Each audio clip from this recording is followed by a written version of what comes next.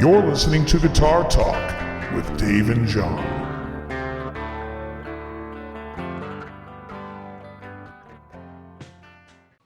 Good morning, afternoon, and evening, everybody. This is John with Guitar Talk, and I have a special guest. It happens to be the host of this program and channel. Hello, everybody. Welcome to You're Listening to Guitar Talk. God. Good morning. What's happening? Well, what is happening? You know what happened? Let me just do a little plug. I got my mugs today, folks. They are only $20 to my PayPal, and I will ship them out to you. They say Dave's Guitar Channel. They have a red interior, like my red wall. And it helps show support to the channel. And they come with Smarties and Fireballs. If I learned anything from Sweetwater, it's include candy.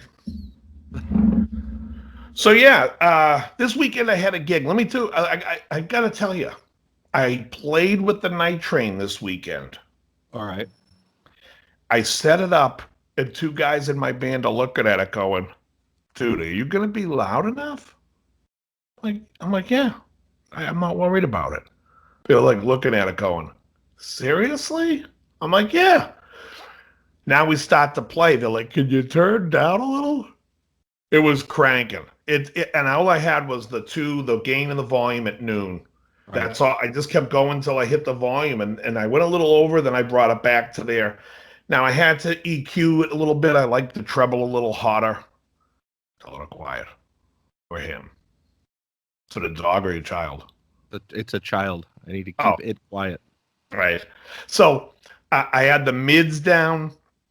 I had the bass somewhere like around 11 o'clock. And it sounded decent. Now, it's a little boxy, and I'm not sure if it's the cab or it's just the way that kind of amp sounds. However, when I put on the Duelist pedal, that tone is outrageous. I mean, just absolutely. It is like when you play it, you're like... So you've got the gain on the amplifier at noon, so it's not clean. It's kind of edge of breakup sound, or... It's almost at the edge of breakup, but when I put on the other side of the pedal, I have that on clean, on glass, and it basically makes it's clean. I mean, I can get that clean sound out of it if I use a clean boost to EQ it. Basically, I use it like an EQ pedal. But in general, it's close to edge of breakup, and then you put that pedal on, and I was like, oh my! I mean, we played Sarah Smile, and once I went boo-doo, boo-doo, I was like, ah, yeah, that's the stuff. I mean, then afterwards, the keyboard player was doing a solo. I'm like, I'm taking a long solo. It's just like you just want to play, and that's something that you forget about when things are sounding great. You just want to keep playing. And so I was very happy with that pedal. The Rockbox Boiling Point, which I used for my higher gain pedal that day, I didn't put it all the way up, but it definitely hung in there. It did the purpose of what I wanted it to do. It was probably a little undergained for like Stone in Love and the other Journey song, Who's Crying Now? But for the most part, it was right there.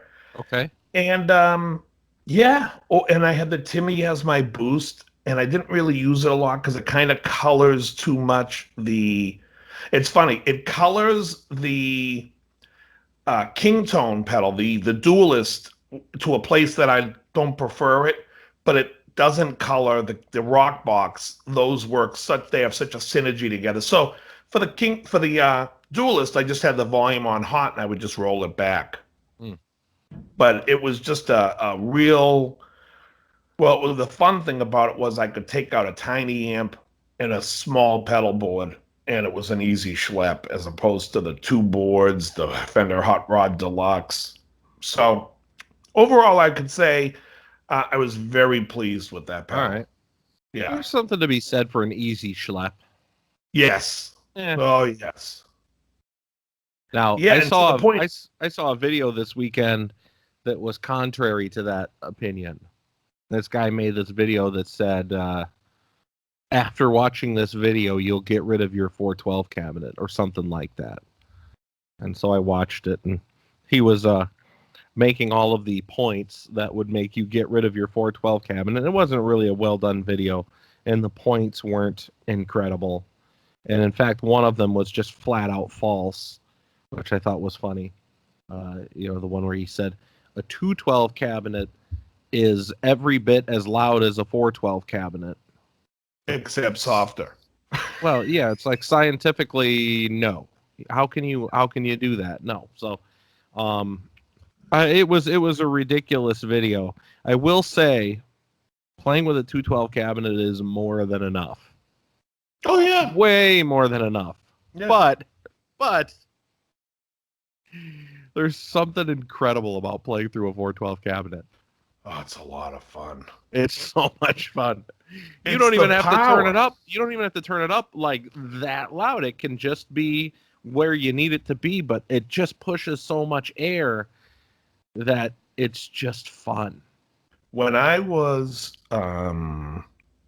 21 or 22, when I first got my dual rectifier, a bunch of us went and we were comparing amps. A buddy of mine had a JCM 800 2210 that was modified by Lee Jackson, and my other buddy had the 2500, which was the JCM 900, and I had the first version of the dual rectifier. And I remember we all went into the room with our half stacks, and I, at this point, had never really played. It was my first outing with the half stack, and my buddy looked at me, and once I started playing it, he goes, "It ain't easy taming the monster, is it?" And I never forgot it, because you literally are taming a monster when you have those 4 speakers behind you and a 100-watt head, and you're like, the thing wants to run away like a train, and you're just there whipping it with a chair and a whip. And it's a lot of fun. There's something exciting about it. There's also like something really nice about a 2x12 with a half stack, like a 50. Yeah, I totally agree with that. The 212 thing that bugs me is if it's a closed back 212 cabinet and you're on a smaller stage and you're standing in front of your own amp, it kind of blows right past your knees.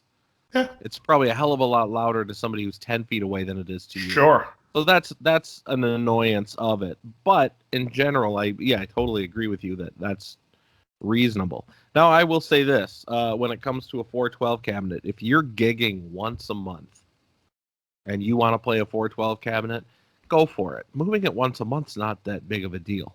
If you're playing every single week, 3 nights a week, that might get old. Then I could see why. Then I could see why people would say, "Oh, I'd rather use a 112," because in all practical purposes, you'll never really need more than a 112, because you just throw a mic on it and boom, you're set. Or if you're in a bar, you don't even need the mic, because it just is what it is. But yeah, for those guys going out playing once a month, man, if you want to live it up because that's your escape, live it up. If you're playing a tiny bar and you have an SUV, there is no reason why you aren't bringing a full stack. No, I'm just kidding.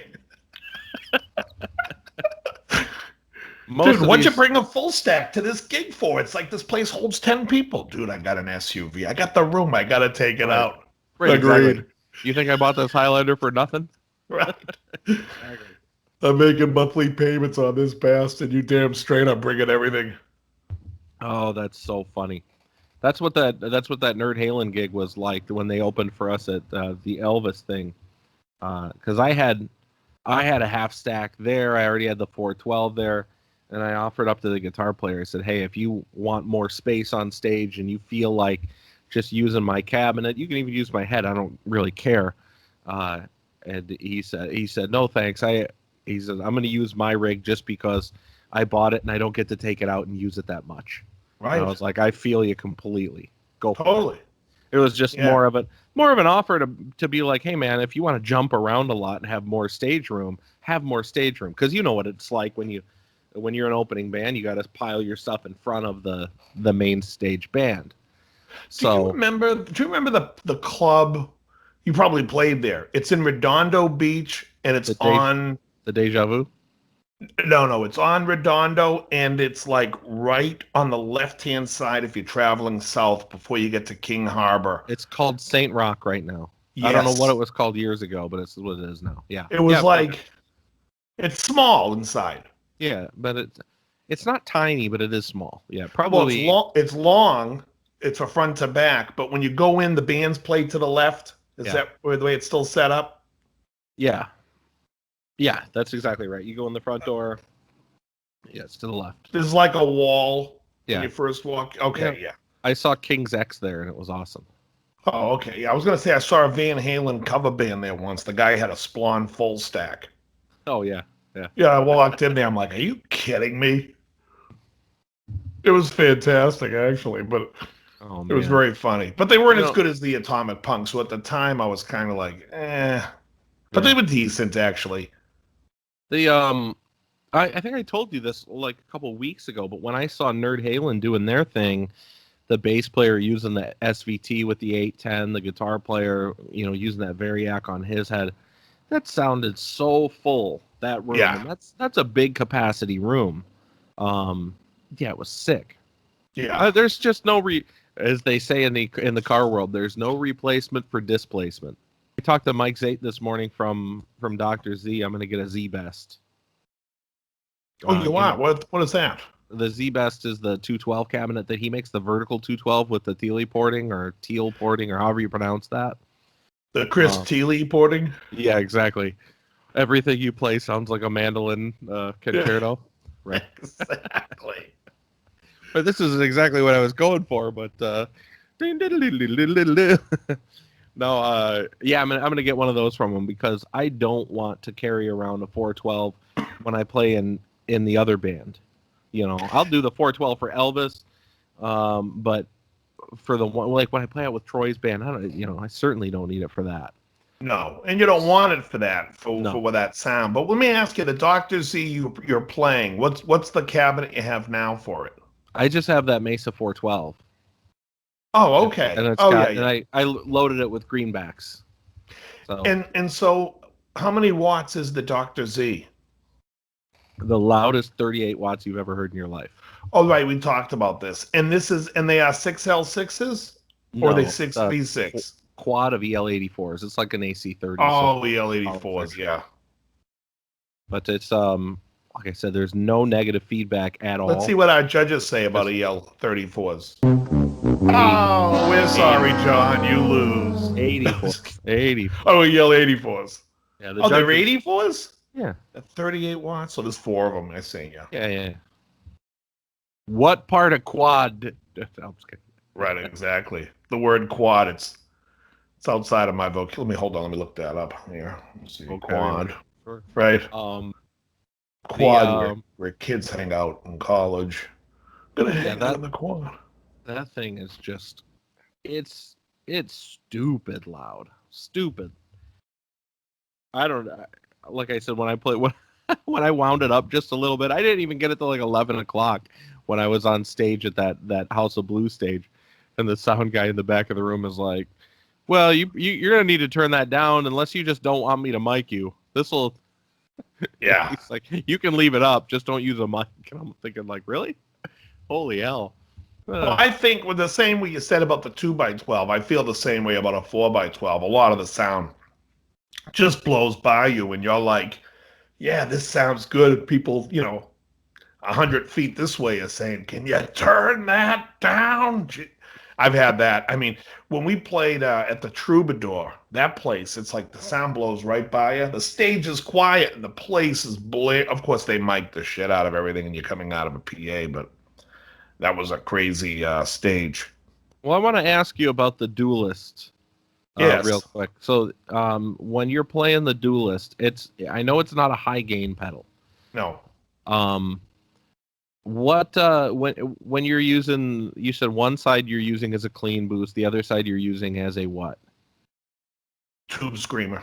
Okay, so it's like a tube screamer. So okay, so you're stacking gain with it a little bit, and it's giving you kind of like a thick, juicy. I don't stack. I don't stack it at all. I you don't? use each side individually. Oh, okay, got it. Got it. All right. Yeah. No, I just keep it running. I put it like at the 60% gain, which is a little bit harder than a regular tube screamer.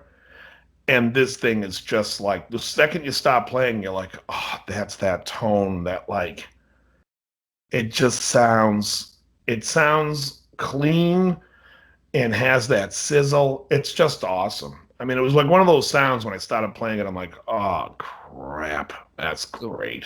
Now I want 10 of them. Can you stack them, or is it an either or? Is it either No, or? they're or stackable, completely they are? stackable. Okay. And you Got can it. make either side the clean if you want, or you can have them both dirty. The left side of the pedal is a blues breaker, kind of like a BB preamp.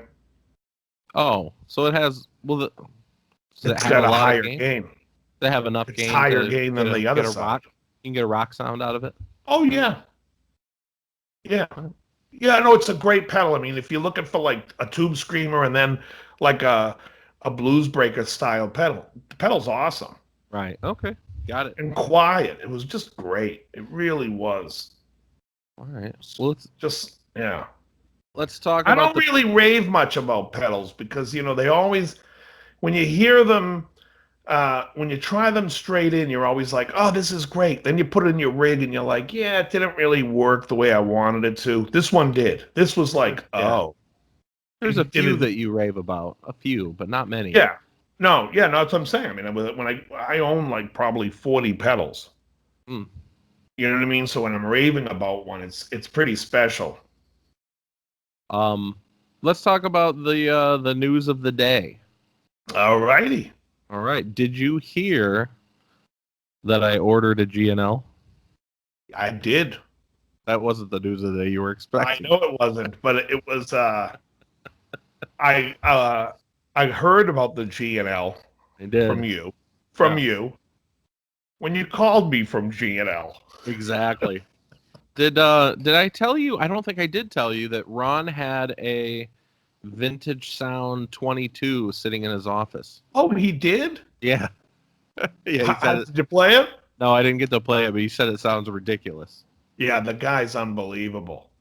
Yeah. So I saw it sitting there, and I was like, boy, I wonder if he's like if he's using that himself, like, to play guitar, or if it's something for like video shoots or whatever. So I talked to him for a second. He said that they use it every once in a while for video shoots and stuff. Oh, I would imagine. Yeah, it's basically his version of the Deluxe Reverb. Okay. Yeah. That's not the Princeton one? No, Oh, no. It's his Deluxe Reverb. got it. It's Okay. the Deluxe. Yeah. Yeah. But anyway, yeah, The Princeton comes in a 15 or a 20. The 22 is the Deluxe. that makes sense. Yeah, I ordered that GNL. And why don't you Okay. tell everybody what you ordered?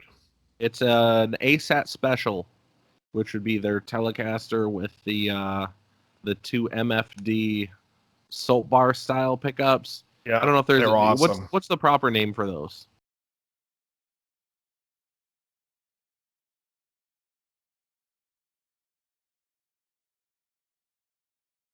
And you got it. You got it black.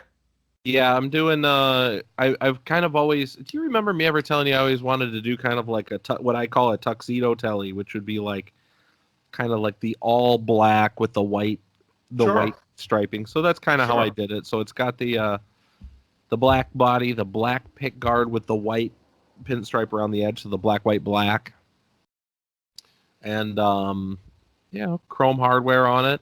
What It's what pretty fingerboard? simple. Rosewood. Oh, okay. Specifically asked them to pick a dark piece, which is nice because they were willing to. They're willing to do that sort of stuff for you if you call up your local dealer or call up GNL and make an order. Yes. You can request things like, can you pick me a dark piece of rosewood, or pick me a piece of ebony that's got some striping in it. They have all Right. that, and they're willing to do that for you. So I did that. I asked The for a weight light, of the wood. Yeah. yeah, asked for a lightweight cut because I know GNL has a tendency to put out 8.5, 9-pound guitars, and that's just Sure. not. It's just not my ball game. I'd rather it be somewhere in the 7s. Sure. So it just focuses the mids so much better when it's Excellent. That's what Trogley says. the Well, it's only going to thing- sound awesome through that Yeah. Dr. Z because that thing is just a monster. Yeah. So where I went off page from like a Fender style design is the wider fingerboard, the flatter fingerboard, the bigger Mhm. frets, Nice. that sort of Stainless. stainless. Yeah. Nice. And everything gets blacked. I mean, they make great guitars. There's no getting around it. Yeah, I'm looking forward to it. It's going to be fun. I'm starting to question myself regarding like playing in rock and roll bands, though. I'm going to have a telly through a Dr. Z. I'm going to have to buy some cowboy boots pretty soon. Yeah. But that guitar gets a lot of spank. I mean, you can get an Angus Young tone out of that thing. It's a great sounding pickup. I always tell people those are underrated, those things. Yeah, I'm looking forward to it. That'll be fun. And, getting to see Ron again, that was pretty cool. So, yeah, that was my weekend. Yeah. And you know what else is great about that guitar? The middle position really is a different sound because it really gives you a nice clean. Mm. If you're playing through something that's got a little bit of beef through it, and then all of a sudden you want it clean, you put it in the middle and it's like glassy. It's really nice. Nice. Yeah. In fact, the guy who sings and plays guitar in my rock band, he uses one. Oh, he does? Yeah, he does. Ah. Yeah, it's great. And he plays it through a Crate GX30R. I don't know how you knew that. No, he plays it through a Mesa F30. Oh, okay. Yeah. That app's supposed to have good cleans. I've never heard one. I've never heard him play it clean. That's funny. The cleans to me sound like Mesa cleans. Okay. They're not. It's not like a Fender clean. It's not like a Lone Star. I didn't think so. All right. Whatever. So let's talk about the real news of the morning. Yes. Me talking about my stupid guitar that nobody cares about. Yeah. So Gibson came out and decided to break the silence about the lawsuits. Yes, they did. The headline at guitar.com, if anybody wants to go and check it out, it reads, "It's time to shift from confrontation to collaboration. Gibson breaks silence on lawsuits." I read the article. I think you read the article. Mm-hmm. They basically come out and acknowledge maybe this was a bit heavy-handed. Maybe the public doesn't like us for doing stuff like this so much. Yeah. Yeah, you don't say.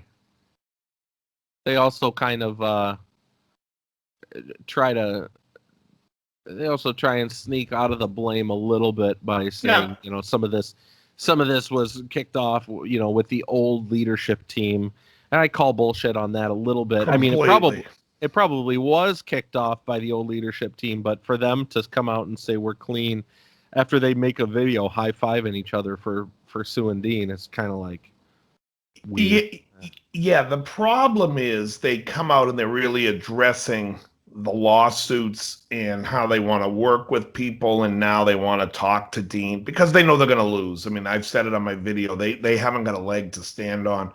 But to come out with that video and then sit there and say this is part of the old regime where you had Mark Reed, you've been put on notice. No, you got caught with your hand in the cookie jar, and now you're telling everybody you're going on a diet. But it doesn't negate what you did. It's like, they're going to try to walk it back. Who knows what else they're going to say. I mean, I think they're probably going to drop the suit with Dean, just the way this read, because I just think they're throwing money down the toilet. Yeah. And, they keep losing. It says here that, something from CJ or JC. What is it? Is it JC or CJ? JC Curley. JC Curley. Admits that there are clear lessons to be learned around tone and legal explanations. I think it should. That's what he says here. I think what this should actually say is there are clear lessons to be learned around tone and legal expectations instead of explanations, because the lesson to be learned is everybody is telling them right now you got no chance. And that's why they'd be backing off. If they had a strong case here, they wouldn't be walking it back right now. They'd be letting this thing play out. Oh, yeah, for sure. I think it's, This is, this was a heavy-handed move, and it's like I said before. If you were gonna do this, and you as the CEO came out and said you were gonna do this, that'd be one thing. But having the guy that's branded as your consumer experience manager, the guy who is the face of the brand for not for your dealer base, but for your customer base, to have him come out and be the one to say, we're suing everybody. It just seems like an unbelievably short-sighted viewpoint. It wasn't just short-sighted. It was just really dumb, because you can't sit there and say, hey, we don't understand how the trademarks work. That's basically what they're saying. We don't understand how they work. If you're working on a film, don't cover it up. Call us. You don't understand. Now, I don't know who wrote it at the company. I'm sure Mark Agnesi did not, but you do not understand how trademarks work by that sentence alone. And I think in a lot of places, those lawyers for Gibson don't understand how a lot of things work. When you sue somebody for counterfeiting and they're putting their own logo on it, that is the basis of not counterfeiting. They're setting it off as their own brand. So it's like they just threw everything. You know what it is? It shows you douchebaggery. Folks, there's the word for the day. Let me put it up on the board. Douchebaggery. When people do something knowing that they're not going to win at it, but just for something else to throw at the wall and hope something sticks. That's correct. And I think they tried that in Europe and it didn't work, and it wouldn't work here. Right. The only thing that matters in trademark protection really is point of sale. Is there confusion at the point of sale? Well, we kind of beat this up last week pretty good. No, I know. I'm just saying it's Curly coming out talking about it, saying that our tone was wrong. It doesn't have. Yeah, you're right. It's tone and legal expectations of not understanding the law. And how do you have attorneys working for a huge company that are either completely unethical or just uneducated? Yeah, unethical is probably closer. I mean, we're talking about attorneys after all. You know what Sorry, I mean? Sorry, Richard. I can't figure out why they had Mark do it. Well, it just seems like was there somebody inside of the office that was saying Mark's going to come out here and all of the Gibson fans that love us are going to be pumping their fists like, you go get him. Like, yeah. Is that what they think is going to happen? I think so. I think that's the nail on the head.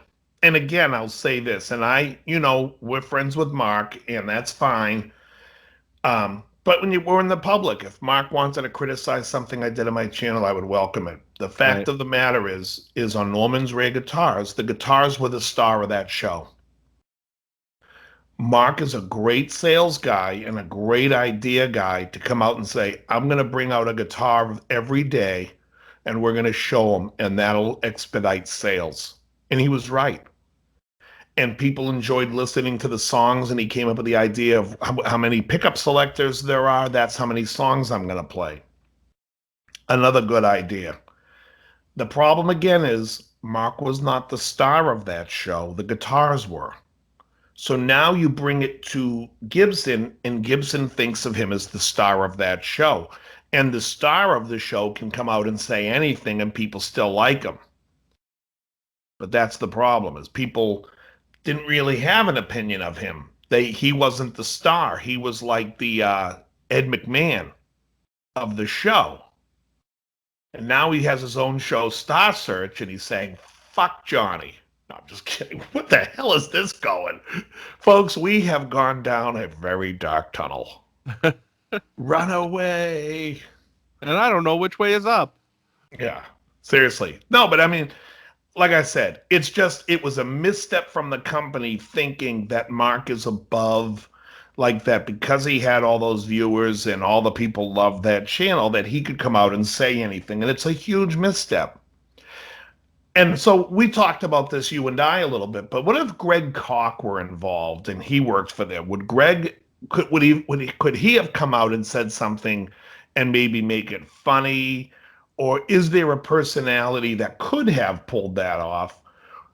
even though we both know it's a huge misstep and not, you know what I'm saying? Like, Yeah, I don't know. I mean, it's a tough question. how do you come out as a comic? You put Bill Burr up there and have him say like, yeah, we're gonna come and we're gonna sue the pants off of you, or Gilbert Godfrey, we're gonna sue the pants off of you. And no matter who you put there, I just think the message is too I also heavy think to where it would be really hard for somebody to like for Greg to come out and play some, as he would put it, some gristle laden chops. And then say, and by the way, we're gonna sue all of you. It's like, oh yeah, I don't see how that flies. No. Those people who are very funny, Bill Burr, and I'll even put Greg Cox, a very funny guy, Gilbert Godfrey. The big thing about comics is they're always self-deprecating. If you're a good comic, you're self-deprecating, and self-deprecating person wouldn't read that to himself and say, "I'm going to go out and read this like this. I need to fix it." And he would go and change it to make it so it's palatable, funny. But I don't think they would read. I think they would have had a different, and whatever. It is what it is. Probably said to Gibson, they would have said, "You can't do this. Right. You can't release this. This isn't. I can't make it funny." Right. Well, that's the idea is when you have that ability of, because Greg's funny as hell. Yes. I think Gilbert Gottfried, it would have gone into, it might be against his Affleck contract. Affleck, no. Oh Jesus. Yeah, I think he lost that contract years ago. Right? Yeah, and I think he got back. Have you ever listened to his record Dirty Jokes? It's unbelievable. No, the guy's brilliant. I love him. But he lost that Affleck after that tsunami in Japan. Oh, right. And then he said something about his Japanese girlfriend floating by him.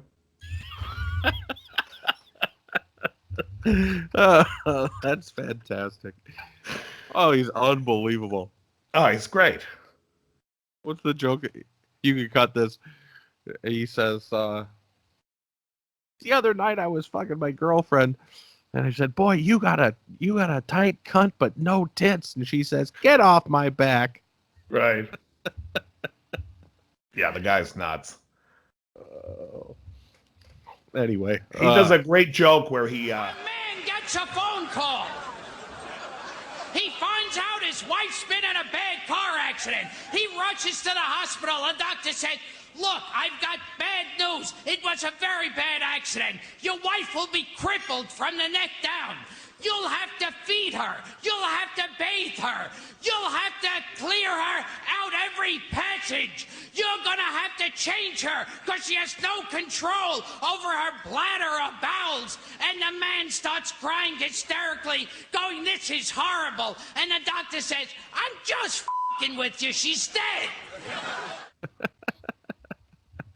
Anyway. But anyways, yeah, so that's what's going on with Gibson. I don't think that they can really do much I think they just have to let time heal this wound. Yeah. And maybe give a free custom 58 Les Paul to like people who do podcasts talking about them would probably ease the pain. Oh, was that us? Oh. Yeah, so but yeah, no, I mean well, let's talk real briefly about a couple things Gibson's doing right. Okay. I will say there's a couple things Gibson's doing right now by me, and this is the first time I visited their website in a few years. Okay. So I'm looking at their electric guitar collection online, and I'm pleasantly surprised by a few things. Okay. Everybody historically has bitched and moaned that you can't get anything good for Gibson. The prices are 3 times higher than they should be, yada, yada, yada. That's why everybody buys these other guitars. All right. Well, lo and behold, Gibson makes a guitar called the Les Paul Standard 50s P90. I don't know if you've seen this. Yes. But it's $24.99, which seems like it's in the wheelhouse for what Gibson would charge for a Les Paul. But it's a gold... Yeah, it's a gold top Les Paul Standard with a pair of P90s. I don't know if they screwed up the neck profile and all that. They probably did. But just in terms of overall price point, okay, neck profile vintage 50s. Giddy up. Okay. Oh, it is. But, Okay. yeah, but $24.99, I get it. It's not $34.99 and it's not custom shop. So I Sure. will say that's a pleasant move. SG Standard 61 Maestro Vibrola, 1999. Okay, under $2,000. So it's again not custom shop. You get this guitar that would have only been available a few years ago in custom shop. Great guitar. And so was that SG Special. Great guitar. Yeah, so I'm looking at this right now. Under $2,000. Well, I mean it's $2,000, but we'll say under $2,000 because they dropped a penny off the end of it. Yes. Okay, now I'll have to bitch and moan that it's slim taper, but either way, Which They're one? ma- The 61? yeah, with the vibrola. But that's what it's supposed to be. It is. Yep. Yeah, it just sucks because that neck is just Yep. not. I agree. It's not for me. But it's cool that they've got a vibrola option outside of the custom shop.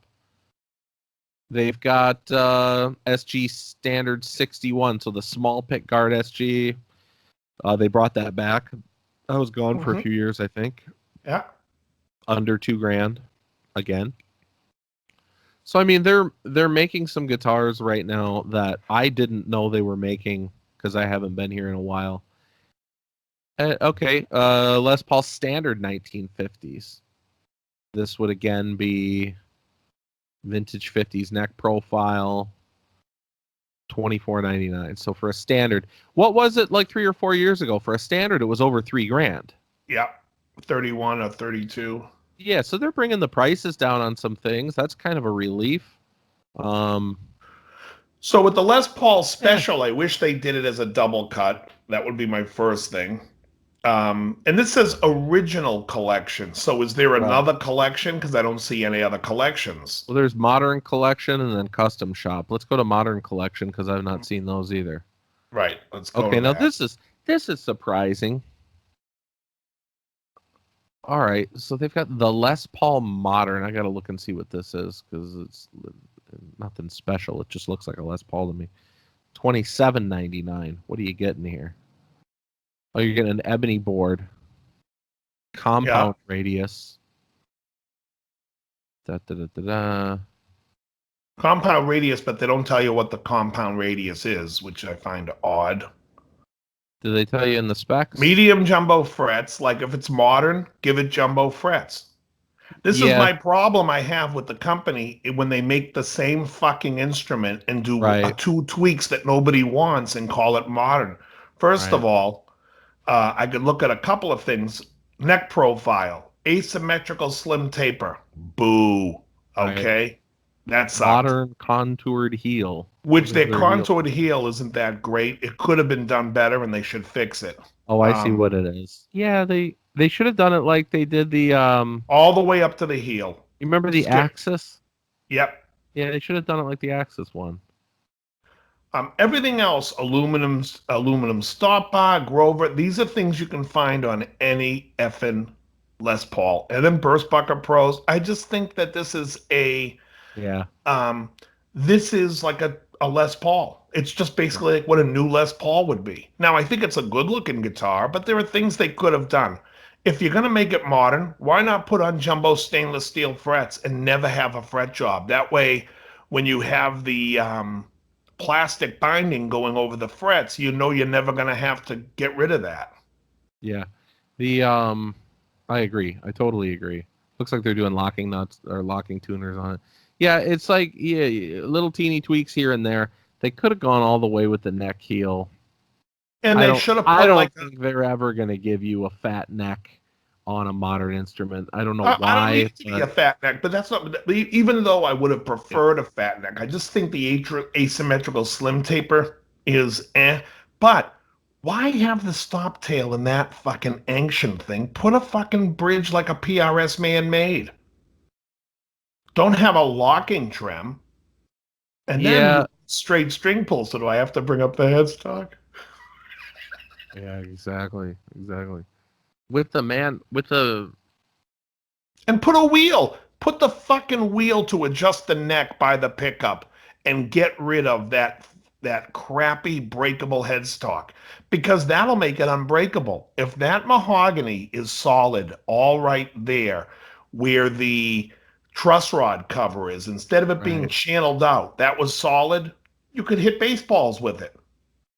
The problem that I'm getting comments on my page is people are saying when anytime Gibson changes something, people get upset. I'm not saying change the fucking Les Paul. The Les Paul on the original page is there. But if you're going to make a modern version, go for it. The people who bitch that they want the original Les Paul, it's still there. Any traditionalist can get it right there in the original collection. When you get to the modern collection, do something that shows that there's been 60 fucking years of improvements. Yeah. This could have been made in 1950 still. The same fucking frets, same shitbag headstock, the same fucking ABR, whatever, Nashville Tunematic. Oh, but this Tunematic's made out of aluminum. Oh, yeah, charge me $300 extra. Boy, I think they misfired. Why do they have such a hard time designing a good-looking? I don't want to call it entry-level guitar, but for them it's entry-level. I'm looking at the Flying V B2 and the Explorer B2. They're both $1,400, so they're only $200 cheaper than the standard options that they have offered, and they just look terrible. Like, you've got a guitar that Spinal Tap would say there's none more black. Everything on it is black except the fingerboard. They're using this kind of lightish colored rosewood fingerboard for the photos, and it just looks so insanely cheap. Are you I'd seeing like that? to know, no, but I'd like to know where their price difference between the Les Paul Classic and the Les Paul Modern lay. Les Paul Classic at $19.99, Les Paul Modern at $27.99. Okay. You have Ebony versus Rosewood. I don't see the price being, that's not $800. No. But, I mean, literally a couple dollars for the locking tuners from sourcing it. So probably it was like a couple bucks there, but only a couple. Yep. I mean, they're going to pass along to the end user. They're going to say it's like, $50 or $100, which is bullshit, but it is what it is. Yeah, good questions. I'm looking at it right now. Couple bucks in labor, probably not. I mean, I'm just thinking in terms of for the neck heel carve. I don't know what they're constituting that feature as being worth. I don't know, but that's got that neck carve thing. Which, by the way, is silly. Well, they do have a Les Paul special. You don't need on the modern instruments. For some reason, the Les Paul special from 1960 shows up in the modern collection. Is that right? I'm looking right now. The double cut. The double cut. There it is. Yeah. Modern collection. The only modern thing they did was they changed the pick guard to this ugly one. This bums me out. The finish is satin on that one. Yeah, it's hard to tell in the photo, but it's satin. That's too bad. Everything about it's cool. Yeah, well, it's good to see Gibson making a couple of items in their standard original series now that don't completely suck for a approachably reasonable price. Yeah, well, I think that's that all. Yeah, I think their misstep is in their modern of trying to reach out to get away from what they're originally known for, which I'm fine with the original. Like, you can make it as boring in 1950s as possible, but I think if you're going to make a modern instrument, go for it. Like, really go for improving it. Like, here's the Dave Amato Axis Standard. Have you seen this thing? No, where's that? It's you go to Les Paul's, click under electric and just hit Les Paul models, and it'll be the second one. Okay, who's Dave Amato? Isn't he the guy that plays an REO Speedwagon now? You got me. Yeah, and he used to go into Norman's Ray guitars, and because of it, the Gibson thinks people want his It's mind-boggling. This is basically, and he's probably a super nice guy. I don't know anything about him, but this is really why this is like YouTube 101. Why you think they would give it a guitar? I mean, they don't even have a Gary Richrath model, but they have a Dave Amato model. Why in the world would he use a material they're calling white ebony on this? It looks awful. Where is it? It looks awful. It's the Dave Amato. Just look at any of the pictures of that fingerboard. That fingerboard is so light and boring looking. Yeah, horrible. That is a terrible choice. I don't know if that's Dave's choice or if that's their choice. But man, throw either real Indian rosewood or ebony on there. Make that thing darker and that thing looks killer. But that's the piece of wood that is reflective of what they made when the government cracked down on them and said you can't use rosewood anymore. And they're like, let's find us a Caribbean wood that kind of sort of looks like rosewood. And then you get this. I would be like, give me an Ebonol board. Right? Yeah, that'd be. That's what I'd want. That's what I'd want. I No. want the thing. I want my I guitar have zero dishwasher problem. safe. I have zero problem with Ebonol. I like it. But Yeah, yeah, I this want it. now this color just looks like God, how bland. And then they're charging how much for this one? This one's $5,100. Give me a break. Oh, here's what's scary. Go down like 5 guitars and then one to the left. There's the Les Paul Special double cut. Okay. Do you see a With Do you see a price on that? two pickups. $37.99. Yeah. Are you kidding me? Right. For a slab of wood, two Right. P90s, dot inlays, no bind. Is there binding on the neck? Yeah, there is. Yeah. Oh, yeah. You have to zoom in. Yep. Okay. $37.99. Yeah, it's a lot of dough for that guitar. I just want to let you know that's- that those frets that's are just plain. authentic medium jumbos. They're not medium jumbos, John. Those are authentic medium jumbos. Please look at the specifications. something like this is strictly going after like a vintage sort of buyer. It just doesn't make sense to me why people would say I love the I'll yellow. pay this. I'll pay for this for the new one, even though I'd prefer the vintage one. Yeah. it's This a guitar should lot be of money. $19.99 tops. Right. But this is a custom shop. I have a feeling that the what do you call it? The husk, just the stripped down wood, and that's it. You take everything off of it. You take the body and the neck glued together, just as it is. Maybe even leave the fingerboard on there. It's probably no different than the. It's probably no different than the one that they use out of the standard line. I know this is custom shop, but Right. No, Right, well, the same thing.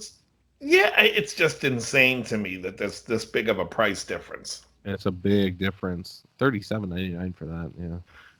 I mean, I'm looking at the materials that's being used to make this thing, and I'm like trying to scrape $500. I'm Well, trying here's to get to. Here's another funny thing. Did you notice that it's the same exact price as the 58 Junior double cut? Same price, same body, same neck, same everything, except the 58 is missing a neck pickup and a whole bunch of hardware because that's just a single P90 guitar with a single volume and a single tone. Yeah, They're not like, why isn't that one $36.99, right? yeah. Yeah, it's interesting. They're exactly the same. But it does have the chunky C. Right. But Do they both have the chunky C? I'm just saying in terms of No, 60 you're Slim talking about products having a value based upon what's going into them. It's exactly the same. Yeah. Yeah. Then you look at the Junior Tribute DC, the wood looks the same, It's just not glossy. Right. Now look at this. Les Paul Custom with ebony fingerboard gloss, $46.99. Where's that? 57 Les Paul Custom reissue, $66.99. Holy smokes. 68 Les Paul Custom reissue, $57.99. What's okay. The only thing I can see the difference is the knobs. They used an aging toner in the lacquer on the 68 and the 57. Ooh. Hey, let me take a couple of drops of this aging toner. Oh, no, Right. don't do that. That's an extra $500. Right, This exactly. costs 20 cents. No, I'm just saying from looking at the models without even clicking on the models. I'm just looking at the three of them side by side. You can see that the 68 and the 57 are yellower. Oh yeah, they put it on the lacquer when they spray it off Right. with the binding, and the binding turns color. That's yeah. Again, 20 cents. Right. Holy moly. Oh wow, you can get that a couple different configurations. You can get the 57 I love this. with a Bigsby and 3 pickups if you want. The 57, the tailpiece is a lightweight aluminum stop bar, but the no wire ABR1 because the wire came in 62. Mm. So I bet you the 68 is going to say a wire retainer because they went to the wire all the way up to like 74 when they switched to the Tune-o-matic. Mm. Yeah. Yep, ABR1 wired. So there's your big difference between your 68 and your 57. You got the wire retainer in the bridge. Boy, Ay. they are shitbags. I'm sorry. It's unbelievable to me. That's a lot of coin. Yeah, maybe that's why they're suing everybody. They're like, oh, we can't sell any of these because guys like Nick Huber are making Les Paul copies that are 100 times better for the same price. How about this? Let's make a 50, a 68, a 57, and a regular Les Paul custom, but ignore the 56, 55, 50, where that had the cool P90s with the staple P90. That's actually offering something different than these three. Yeah. Hey, tell me about the Vintera series from Fender. Oh, it's wonderful. I haven't dug into it yet. Pull it up. I know you did a video, so I'm gonna pull it up. Ooh, I'll tell you though. I just went to Fender's website. Go to Fender's website really quickly. Uh-huh. And the banner that they have a rotating banners. The one they have for the Vintera series, I love it. They got the biggest, fattest kid playing the guitar. It's fantastic. Let's see. That's how an ad should run. You don't want like some model holding the guitar, you know, Oh, yeah, I kind think of. he's a player, that guy. Yeah, but he's great. He's just this big fat kid. Yeah, dig he it. is great. Because you get like in all these other companies, you know, you get like the girl holding like what looks to be an A chord that somebody taught her the same day, and you can Right. always tell. You can just always tell. But This guy looks like a fat guy in a little coat. They said for this ad we want authentic. Let's bring in Kirby Jones or whatever his name is, and he gets in there. They got the catering table, and he goes, "Is this it?" Oh, well, take a look at this. They have now on the bottom Where's- left the neck shape where they show you the C shape, the U shape, and the V shape. Where are you talking about? When you go Oh. to Shop Vintera, Shop now. yep, click that. Yep. And if you go to the left on the bottom, I see. Okay. Well, I like the way they're organizing it. At least, you know, yeah, quickly eliminate the C-shaped stuff or whatever. But yeah, this. Okay, so this is all the Mexican, what used to be called what series? The Player series or Classic series, yeah.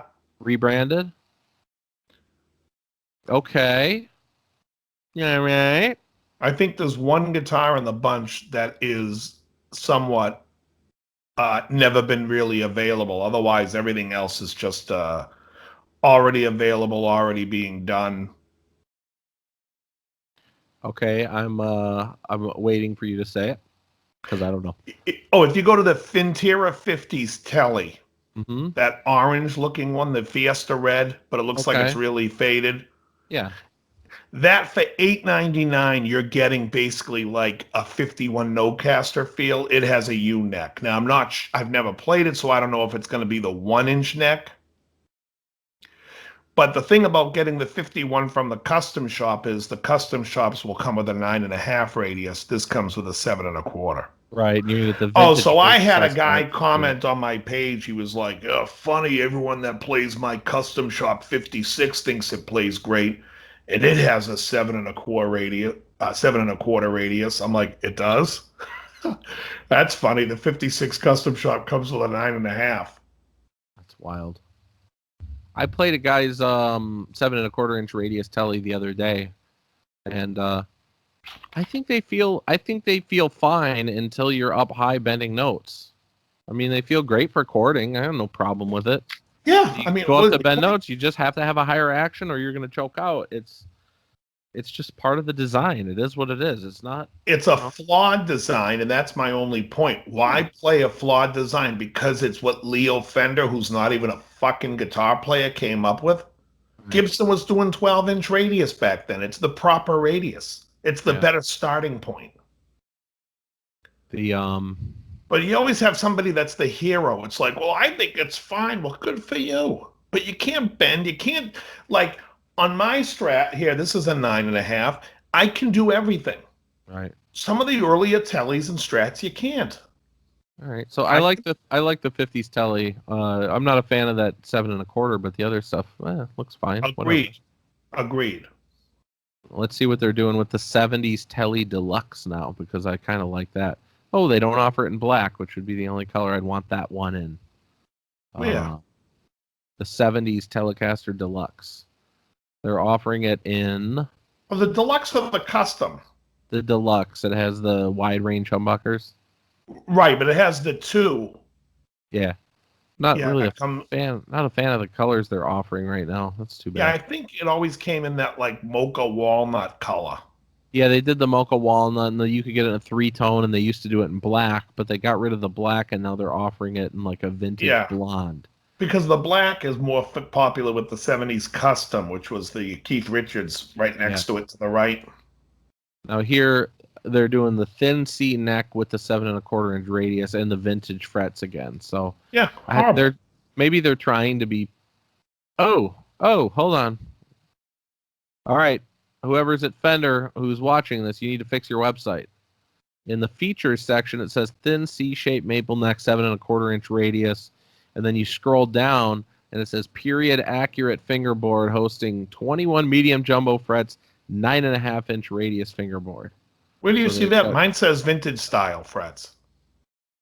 Are you looking at 70s Telecaster Deluxe? Yeah. Okay. Oh no, I'm in custom. I'm sorry. I was in Oh, yeah, custom. yeah. Hold on, let me look Yeah, at the no, deluxe. it's just a mistake on the website. But they've got the mistake multiple times, so I'm curious here. Do you see the 70s Deluxe? Oh yeah, no, you're right. You're right. And then the It says main 9.5 radius. It's the wrong piece there. Yeah, it says 9.5 in the main body of the text where it says Yes. vintage style for the modern era. And then it says 7.25 in features, and then when you get all the way down to specs, it again says 9.5. So I'm curious which one it is. Is it the one with the medium jumbos and the 9.5 or the 7.25? Because if it's supposed to be period accurate, it would still be 7.25 in the 70s, right? They didn't switch to 9.5 until what, 80, 81? Early 80s. Yeah, what was his name? 83, I thought. Was it Bill Bill Schultz? So nearly I thought these were a little bit more expensive. $8.99 seems kind of in line with what they were doing with these before. There's a couple of them that are like 9.5, and there's one that's even $9.99, which seems rich for a Mexican guitar. But $8.99 kind of sits right where they do what are the relics called, road warns and all that. Yes. It's not outrageous. I guess it is what it is, but Well, the road ones were $8.99 when they came out. But yeah, it's 10 years ago too, though. All right, let me see what a road warn costs right now. Changes. Do they make road warns anymore? Sweetwater, $9.24. Oh, okay. Yeah. Yep, All I still can- available. all Oh, I it can looks, say looks is- great. Yeah. That's all I can say. Yeah. Yeah. I Eh. just think this Ooh. Vintera series is Here's- missing. Here's a mistake. Go ahead. I'm on 70s Telecaster Custom, which is the one you were looking at. Now, if Okay. you order the black one, you're getting it with a black pickguard, and it looks great. But when you click on Sonic Blue, they're giving you a cream pickguard with it. Now, that Sonic Blue would look sick with a black pickguard. They should have just went black all the way across the board on that. Yeah, but it's probably how it came. Who cares? Yeah, it sucks. Well, let me just say this: if you go to if you look at what they're doing, All right. and you go to like the 50s, you saw what the 50. Go to 50s Strat for a sec. All right, let me find it. 50 Strat coming right up. Boom. Got it. You got the soft V. So this is like basically getting a Mexican Clapton. 56, 57. Well, 57 really. Right. Yeah. You know, with the shitty radius and all that, and 21 frets, which, whatever, if someone likes it. Now go to the modified. Modified. 50 Strat modified. Uh-huh. Okay. Look what they did to this fucking thing. They put hot pickups in it, modern C shape, 9.5-inch radius, medium jumbo frets, S1 switch. You love the S1 switch. Oh, I can't get rid of it fast enough. And the point I'm trying to make with this is like you're charging $9.99. All right. Now let's just go over the factor here. Let's say for 50s modified, you kept the V-neck and you put 22 frets. Then you put jumbo frets. Whoa, hold it. This is crazy. Keep the pickups, whatever. You don't need the fucking horrible S1 and charge people money for that. But let's have those frets stainless. $9.99. That would then be a very good price. Yeah, they'd probably sell more. They'd sell a hell of a lot more of them. This guitar exists already. What would be the difference between this and a Mexican Strat? A regular $400, $500, whatever they go for these days, Mexican Strat. Yeah, it's pretty much the same guitar, isn't it? I think the body carve is slightly different on a 50s model, but that doesn't it doesn't constitute the difference. No, but look, Alder body, all right? Yeah. Everything else, and it comes with a gig bag for $9.99 when I can go buy a Mexican Strat on Craigslist for $300. I have no idea what they go for new, but let me look right now. Fender, what's it called? The standard Strat? $5.99 is my guess. It looks like it's $5.69. Hold on. Ooh. No, $4.99. Is it really? For Yeah. the standard Strat these days? That's Fender Special That's Edition. cool. These are great. Look, I'm going to open this one at Guitar Center. It's called the Fender Limited Edition Standard Strat Maple Fingerboard in Seafoam Pearl. I'm just going to go over the Back for a Alder second, probably body, consistent. Alder body, C-neck, 25.5-inch, 9.5, medium jumbo frets, 21, same exact set as the Vintera, but $4.99. Is it is the Vintera using a what do they call it? A nitrocellulose finish, because they'll try and upcharge you for that. Let's see. I mean, certainly not double the price for that, but that's what what they do. No, the neck is a urethane. No, body's gloss poly. Yep. Same. It's the same fucking guitar. Yeah, it sounds like it's the same guitar with a different paint job on it. That's And hilarious. we're gonna Right. call it the Vintera. No, it's the same guitar with a shitty S1 switching that they're Dang. charging $500 for. See, folks, this is why you come to our channel, so that you can hear us going over these specs and picking things apart, so you don't have to. Right. If you This listen, is You could pick these specs apart yourself for 5 minutes on the website, or you could listen to us for an hour a week and have us do it for you. So anyways, this S1. So basically what you're paying for is the S1 switching for $500. Yeah. And people say to me on my site, like they'll comment and be like, "Oh, you're so negative about Fender because they don't offer what you want." They're not offering what anybody wants. They're offering a very narrow window of what some people want.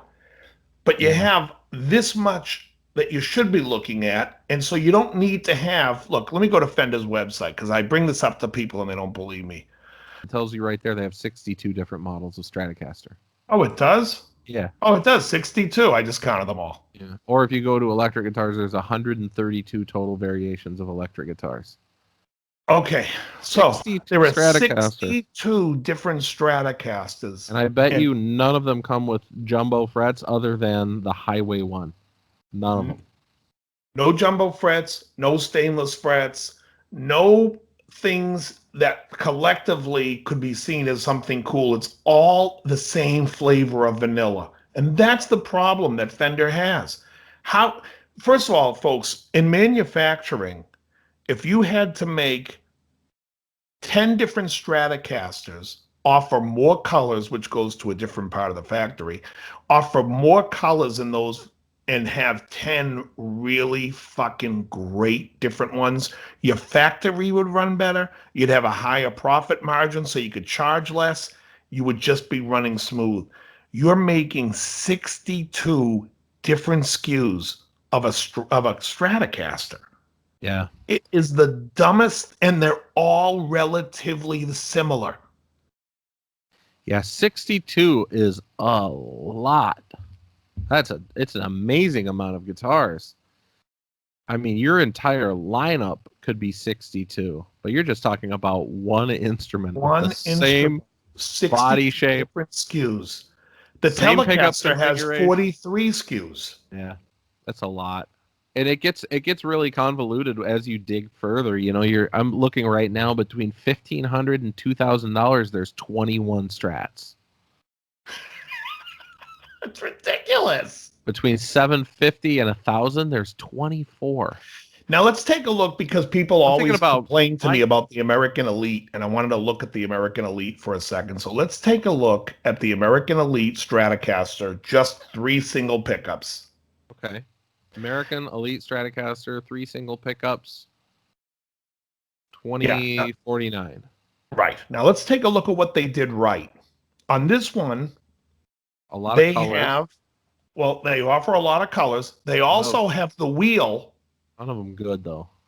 But do you see the neck has the wheel? Yeah, they started doing that recently. It was brilliant. Last year or 2 years ago. Brilliant. They do the pop-in tremolo arm, which is great. Brilliant. Right, that's a deluxe tremolo. That's the one that's on all mine. I have that. You should zoom in on the headstock of the stock image. They fucked up the Photoshop cropping. Oh yeah, they're all offset. That's really funny. Anyway, typical. That's all right. It is what it is. But we're gonna take a look. Well, let's talk about where they did it wrong, though, because they also they drop in the S1 switch. Get rid of the S1. Agreed. Compound radius with the 9.5 to 14. I think that's great. Great. Locking short pose tuning machines. Great. Yeah. But let's take a look at what kind of frets are we dealing with. Well, they're certainly not stainless. I'm assuming that they're medium jumbos. Right. And now what they're still calling medium jumbo is different now than it was 5 years ago. I don't know why they don't just get more specific with it. Maybe they're just trying to keep it simple for people, but what they used to call medium jumbo used to be those short, fat frets. Used to be 6150s. Right. Now they're using 6105s. Which, if somebody told me that a 6105 was a medium jumbo, I'd look at them cross. What are you talking about? You know, so you're used to medium jumbo being 6150. Yeah, exactly. You're like, give me a base wire. 6,000. Yeah, total. I can get by. I can get by with a 6105. I got no issue with that. I think it sucks. It's tall. My point is, put on this guitar, put stainless frets on it. Right. The neck shape. For the Offer price and what it is. different neck shapes. Now you know why they don't put stainless frets on this guitar. Yeah, because they don't even know how to work with fret wire. That's why they use that super soft shit. Exactly. I was going to say the amount of time that it would take for them to do a proper fret job on this, they probably feel like it's not worth it for them. From a factory level, they think it's not worth it. Right. But they're wrong. That's lame, but if they put jumbo stainless steel frets on this guitar, the only other thing I would suggest is changing the neck shape or offering multiple neck shapes. They used to offer that V, which would be great. I would say using a Clapton V would be excellent, even a D shape, but the modern seated D, it's just common, and it's like you're not making anything, whatever. And I understand, like, you could make a Elite V and an Elite C, or an Elite D, an Elite V, and get rid of, you have 62 guitars, you could drop probably 50 of them. Right. Keep 12 models.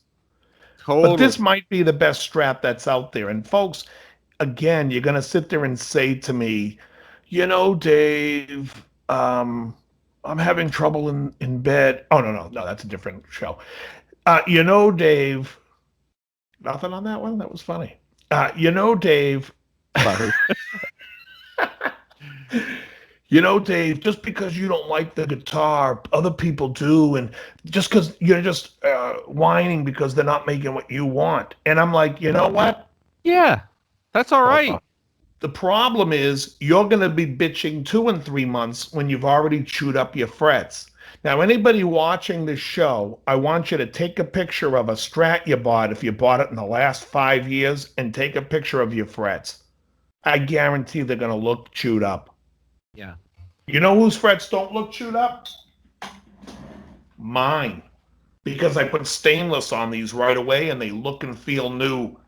Because if you're going to spend $2,000 on a guitar, the frets should last you a lifetime. That's my opinion. Certainly more than 2-3 years. Now, they're horrible. I think that if somebody comes to you and says, Dave, you're just bitching because they don't make one you like, if they make 132 of them, and they don't make one you like, you have every right to bitch. They make 62 of them, and there's not one I like. Right. I mean, 132 models in their lineup, in their electric guitar lineup. How do they not do one with a stainless fret, with a tall fret, with a fatter neck? They just don't. It's just they're not selling. They're vanilla. not your company. Right, and the thing is all I'm saying to you guys is they are letting other companies come in and make what they're dropping the ball on. But they're making 62 fucking models of a guitar. Now, I'll tell you, I used to work with Grover Jackson, and Grover's working with Sasha, who we've had on our show before. Yeah, from Dunnable. And Grover told me when I was making guitars way back in the day, he was like, keep the line as simple as possible for a few reasons. Manufacturing-wise, quality-wise, and people understanding the brand. And it's really brilliant if you think about Jackson and Charvel around 1985, 86. And I'm sure if there's anybody who's into metal or around that time remembers those guitars. The Charvels were the ones made in Japan. This is after the Santimas shop closed. He had the Charvel Model 1, Model 2, Model 3, Model 4, Model 5, and Model 6. Each one an upgrade from the last. Basically when you got to 4, 5, and 6, it was just your preference of appointments and how you want your neck, how you want your pickups and that type of thing. And then Jackson made a soloist. I think he made a dinky. But it was a real simple formula of what he was making. And if you look back at Fender, when Fender came out, Fender made the Strat. In 1956, when Fender was really starting to build up or actually like more of like 58, 59, he made a Strat.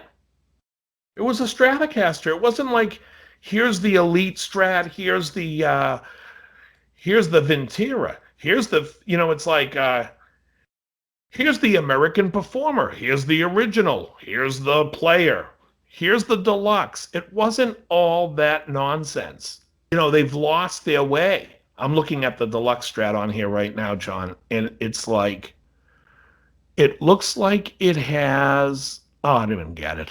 Is it going to have the S1 again?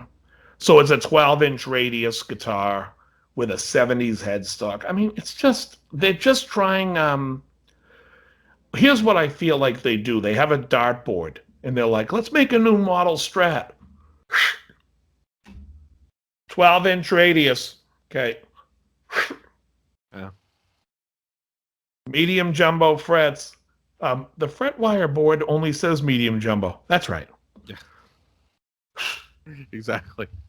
Rosewood fingerboard. They really need to get somebody who has their finger on the pulse and be just focused on what people are actually looking for and why companies like Suhr are taking a big chunk of the business, and why Anderson years ago did, and why G&L is doing well, and Nash is doing great, and who else makes a Strat?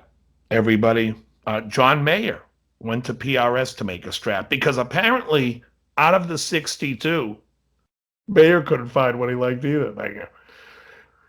But you really need to figure out. There's definitely something to it. The fact that you hit the nail on the head. It's just a lot of vanilla.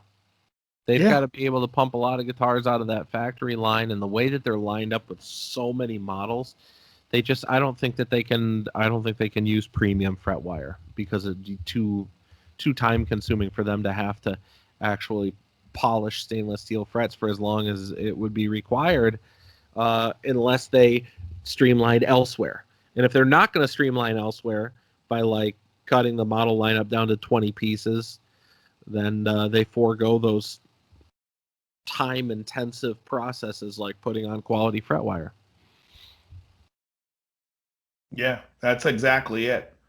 I mean, they, years ago I said, I brought a point up to Fender when they came to West LA, and I was basically saying, to make the stores more special, you should run it like a car dealership. And I think today some of these stores are just not, I would probably try to push them into having their own store at this point, because I think the online game is the online game, and that's where a lot of people deal.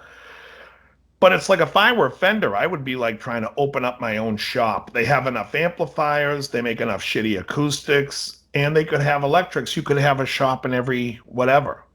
Get somebody to put the money up and have the store just to license, to do the licensing and all that, like a franchise. And that way you could go into the store and they could do things to the guitar right there for you. Like if you bought the Deluxe Strat and you're like, you know what, I wanted a black pickguard, done. You know what, I wanted these pickups, done. And they could do it for you. But I just think that they are so phoning it in. The problem is with Fender is, back in the day, what was the guy's name? Dan Smith. And who was Don Randall? Was it Don Randall who was the original sales partner in the company? I couldn't tell. Folks, if I'm wrong about the name, tell me, but I believe his name was Don Randall. So Don Randall was a guy who was out there doing sales. He would come back and talk to George and Leo and basically say, this is what guys want. We need to do this and we need to change it to this. He also came up with names of instruments. I believe he's responsible for naming the Stratocaster, naming the Telecaster, and coming up with the idea for the Esquire, or the name Esquire. But he had a lot to do with it because he was the sales guy. Well, then you fast forward to the early 80s and you had a guy, Dan Smith, who took over that position. And he was the manager of sales. And he also was like, let's go back to the small headstock. Now, at the time, they only had the big logos left, so they used the big logos, and that's why it's called the Dan Smith Stratocasters. Mm-hmm. He was the one who wanted them to go back to making the guitars the way they used to, because that's what people were asking for. I think recently, and when I say recently, over the last maybe 25 years, Fender has been deaf. That's just my... Yeah. I will say this. All right, because I did the same thing for Gibson, I'll do the same thing for Fender. You can only go so far with it, though. I'm looking right now at what they call their American Professional Stratocaster, which is what was formerly the American Series Stratocaster, which was formerly the American Standard Stratocaster. They just rename it every couple of years. So the American Professional Stratocaster has addressed some things that we would have bitched about at the music store a few years ago, which I appreciate. It's not all the way there. It would be nice to have stainless frets because their fret wire is too soft. Okay, but they did some things that are kind of nice. Deep C neck profile. So it's a C neck, but it's deep. So they're adding some mass to the neck. Right, but you understand where that came from. That came from the John Mayer Strat, because John Mayer was like, we need to make it deeper on his Olympic white Strat. And people loved it, and so that's where that came from. Okay, well, that's good. I mean, they're doing it on their standard model, which I appreciate. Tall frets. I know that you don't like 6105s, but they're doing 6105s, which is better than the low frets, if you ask me. Yeah, it's better than 6150s. Right, so that's an enhancement. Pop-in tremolo arm instead of the screw-in one. The pop-in used to only be on the American Deluxe, but now they're doing a pop-in on that, which I think is great. Treble bleed circuit. So they're doing a treble bleed on your volume knob, which is cool. Yes, very important. And then I can't believe that they have to say this, but bone nut, because it used to be a synthetic nut. Yeah, I don't know if it really matters. To me, it doesn't. I could care less if the thing's made out of. From a sales standpoint, like working in this business, it is nice to be able to say it has a bone nut, because whether it matters or not, people think it's better. So the fact that absolutely. Doing it, giddy up. So those are some enhancements that they did that weren't there years ago. Because years ago, it would have been a thin C. Mm-hmm. It would have been a screw-in tremolo arm, which would have a ton of play. Yeah. It would have the fat, short frets, which suck. No treble bleed circuit, and a synthetic nut. So there are some enhancements. Thank you for to Fender for listening to some people on that. But you still got some work to do. Well, also, folks, if you have a screw-in tremolo arm on your Strat and you feel like the trem arm has a ton of play, there are little springs you can buy that are supposed to be in the inside there in the original design, and you can buy them. I'll post a picture of it here, but you can buy them, and all you do is you put one spring in, and then you start putting the bar in, and it should be tight. But that's just something. But yeah, most people lose them. It's also why when you buy a Strat, when you see it on the wall, it always has the silver tape over the hole, and that's to keep the spring that's supposed to be in there still in there. I'm also an advocate for people to leave their tremolo arms in their guitar when they put it in their case. I am too. I always leave mine on. Then you don't have to worry about that spring falling out. So on here, we have the 9.5 radius. I think they need to get. I think in the standard they need to go beyond that at this point. Go to a 12. PRS is a straight 10, right? Straight 10, and so was the old Kramer's back in the day, because the Floyd Rose tremolo system is designed for a 10-inch radius. In case people did not know that. Then there actually is, I think there's something in there too, that like a shim that you can take out if you wanted it flatter. Yeah, 9.5 and 10 are, you probably have a hard Close time enough. feeling a difference, but still, I prefer 12. That's what I ordered on the Yeah, I like 14. I mean, I go as high as you can go. 16, Ibanez's feel friggin' great. Again, this is a decent guitar. Nice. It's still not as nice as the Elite, I don't think, but for the price point, I don't think the Elite is worth the $500 extra yet. Yeah, it's on its way. I think it's an improvement from a few years ago, but it's not. Oh yes, for sure. Oh, this is and let me see what the colors are here. They're offering a limited edition lightweight ash American professional Strat. That's wild. So they're actually saying that it's going to. I wonder if they tell you like if it's going to be a maximum weight of whatever. So it sucked for them to be like, "Hey, we're using lightweight ash," and then you get the guitar and it's 9 pounds. Right. So there are guys out there that like a light guitar, like me. I don't know. I don't think it sounds any different, but I like it. I like it when I'm holding it up for 3 hours a night. Yeah. And they make a big deal of these Shawbuckers. It's like, yeah. Now, who's the Shaw guy? He was the guy that made Gibson pickups in the late 70s that nobody liked back then until all of a sudden they became, when they got sold again and people started saying, oh no, those Shawbuckers were good. Oh, okay. Yeah, they're really. That's funny. Yeah, I mean, it's the same thing. I mean, look at the Les Paul back in '59 when that thing came out. Nobody liked it. It wasn't until all of a sudden the late '60s when everyone started playing one, and then they were all like, "These are the best," and then everyone got one. And the Strat too, right? The Strat basically didn't really selfish. I think they sold shitty until Buddy Holly played it on the Ed Sullivan Show. Okay, yeah. That really changed things for Fender, and Leo did not like the way the guitar looked on TV, and that's when they went to Rosewood. You think they sat there in a meeting and said, what do you think, though, Leo? What about the tone? It's going to change the whole tone of the instrument.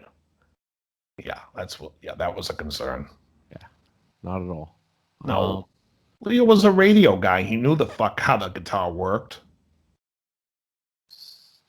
Yeah, I don't know about this Shawbucker thing. I've never heard one before. I should play one. Yeah. I mean, there's lots of great pickups out there. There's lots of cool pickups out there, and whatever you like is what you like. Everything sounds good when you hear a good person play it. Like, I never played one of those Pete Thorne pickups. I don't care. But when Pete plays them, they sound great. When I play them, they sound great too. Yeah, well, you have it right in your guitar. I do. Yeah, I have okay. it. There you go. And if I was listening to you play, I'd be like, great sound. You'd be like, wow, that guy sucks. Right, but am I going to go take out pickups that I like that I've been playing to do it? No. I mean, if I was buying a guitar a week, and then someone was like, hey, we're doing a new build for you, Dave. What do you want? I'd be like, yeah, throw a Thornbucker in there and I'll try it. But I don't. I have what I like. And wouldn't take out what I like to see if I would like another one because I like what I like and it sounds how I'm used to it sounding and playing.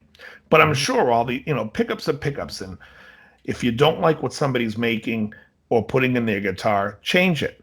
But you should put in stainless steel frets. It's a modern amenity, especially for their elite. Like when you say, here's our American elite guitar, this is $500 more expensive than our standard. And then you find out the feature sets aren't worth $20. You got to pretty much sit there and say, hey, what the hell's going on here? Because to manufacture a neck with a wheel at the bottom of it, and to manufacture a neck that has the truss rod in the front, there is no difference in the cost, except maybe for that extra wheel, let's call it 30 cents. I mean, in the manufacturing world, there should be no difference between the two. Right. You're just other than the fact that it's probably a little easier to work with the wheel at the bottom than having to deal with the truss rod, making sure that's color. You know what I mean? It's like there's a lot of things that. So, you have your issues there. So, $500. Put some stainless steel jumbo frets on the guitar. Let's start there and make the neck. Give it a different neck shape than everything else that you have. They're afraid to. Here's what they think. They think and I know the way they think, because their audience, it's like, here's an American standard. Our audience likes this shape of a neck. So every guitar we're going to make, we're going to do this shape of a neck because we don't want to isolate them out. Right. And the problem is they're isolating out way more, because instead of saying, here's our American standard, this is our thin C, our elite, we have an elite and we have an elite V. Oh, both come with jumbo stainless frets. Take the S1 switching out. I don't know who at Fender thinks the S1 switching's good. but it's not a selling point. I don't know many pro guys. I'm sure there are some guys out there. Otherwise, they wouldn't have been doing it all these years. I wouldn't think. I don't know, but there aren't many guys out there that I know that use that system, that keep it in their guitar when they have it. Well, let me switch up topics real quickly because we're running pretty long here. What do you got going on for the 4th? I have a gig. I'm playing an acoustic gig on a balcony on the beach. Are you going to be wearing 4th.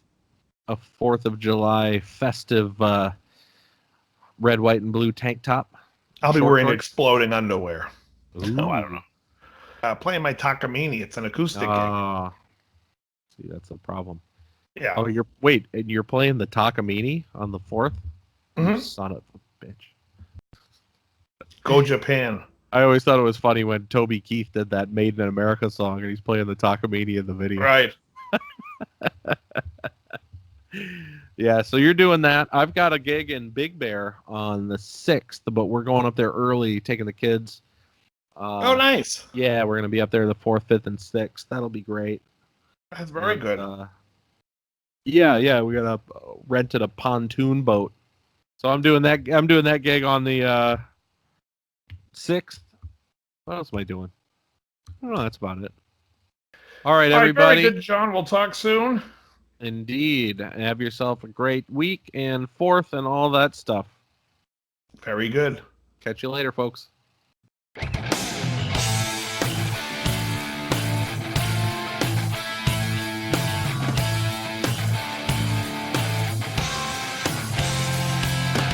You're listening to Guitar Talk with Dave and John.